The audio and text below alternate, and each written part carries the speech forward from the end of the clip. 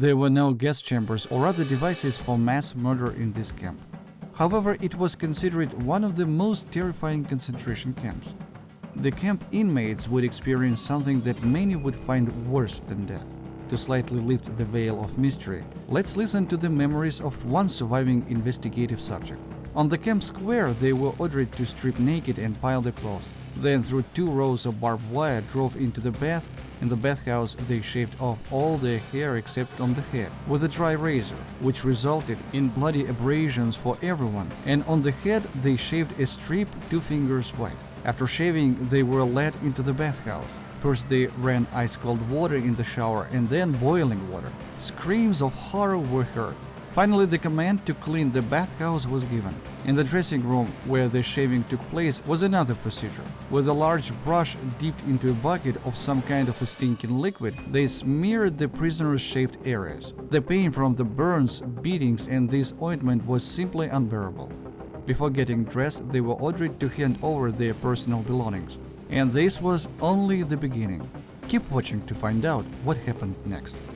Gross-Rosen. The Gross-Rosen concentration camp was established by the Nazis in August 1940, near the village of the same name, located in Lower Saxony, now the Polish village of Rogoźnica. The camp was built as a branch of the Sachsenhausen concentration camp.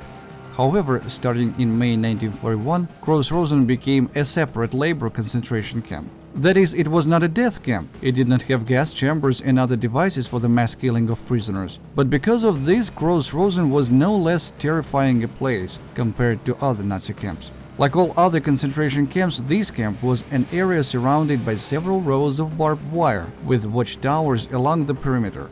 Inside the camp were administrative buildings, utility structure, and residential barracks. Heavy granite. The main production of the camp itself was the extraction of granite for the needs of the Reich. In those places, there are large natural deposits of this valuable stone. Essentially, the Gross-Rosen camp was a large quarry where construction material was extracted from the earth using prisoner slaves. This work was incredibly hard. The majority of the labor was performed by hand, using tools such as pickaxes, crowbars, shovels, stretchers, and wheelbarrows, with the prisoners relying on their hands, shoulders, and backs. The prisoners only had enough of this hard work for 2 months, after which the exhausted people were sent by the SS and their assistants either to death camps or utilized on the spot. This raises the question, how did the Germans eliminate people who were no longer needed? After all, there were no gas chambers in the camp.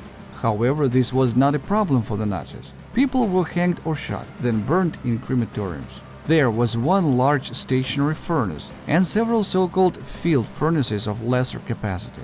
According to the recollection of surviving prisoners, the furnaces were usually never idle. There were always work for them, the bodies of prisoners for burning.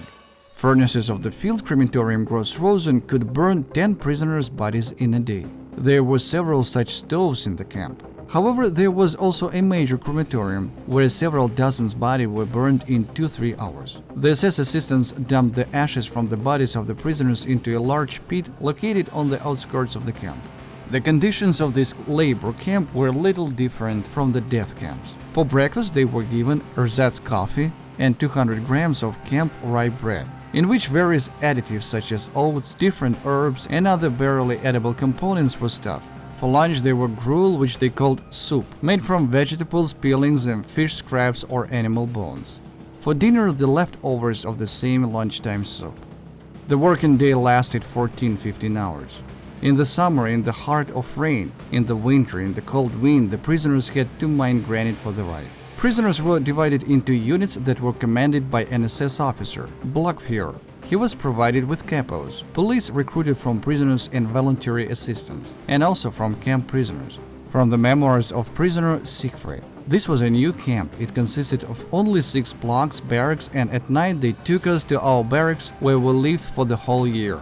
But the conditions there were much worse than in Sachsenhausen. During the day we had to go to the quarry. It was about a 20-minute walk in the mountains, and there we had to work in the quarry, hauling heavy stones, and people were dropping like flies. On the way back to the camp, everyone had to carry a big stone on their shoulders. Because when we returned home, to the barracks, to the camp, after roll call, during which they counted how many people were left or how many returned, how many left the camp, and after roll call they would say, "Everyone goes to the barracks but the Jews stay." And we continued to work building the camp until midnight. And all this time we didn't eat anything. And when we arrived at the barracks, we were already so exhausted that we didn't even want to eat. We fell asleep immediately, and early in the morning around 5 or 6 o'clock we would get up and everything would start all over again. Victims. In October 1941, a mass murder of prisoners of war occurred in a camp that was listed as a labor camp. The number of prisoners of war arriving at the camp from the end of September to the 20th of October reached 3,000 people. From the report of the commandant of the concentration camp, SS Obersturmbannführer Arthur Riddle, to the head of the Gestapo at that time, SS Brigadier Führer Heinrich Müller, Gross-Rosen concentration camp, October 23, 1941. Classified. The commandant of the Gross-Rosen concentration camp is sending you the attached list of prisoners of war executed on October 22, 1941, and then burned. The inspector of Oranienburg concentration camp has been specially notified about this. Camp commandant on the Gross-Rosen concentration camp, Obersturmbannführer, SS. Signature.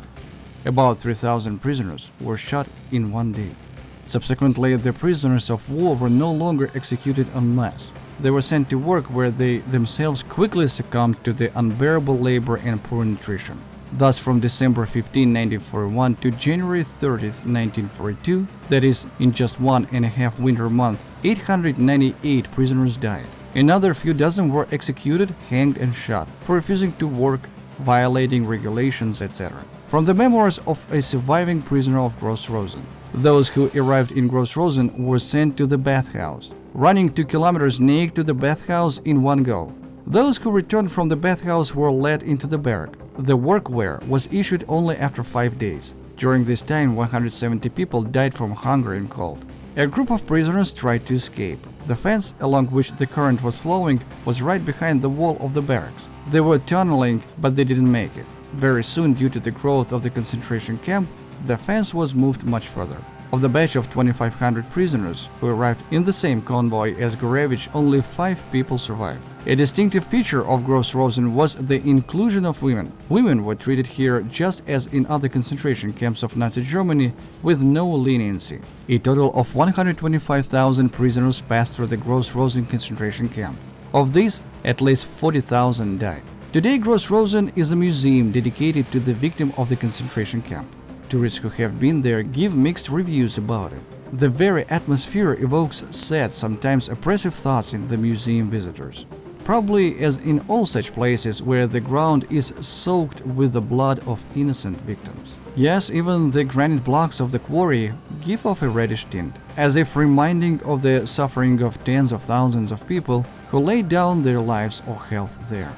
The Red Army liberated Gross-Rosen on February 14, 1945.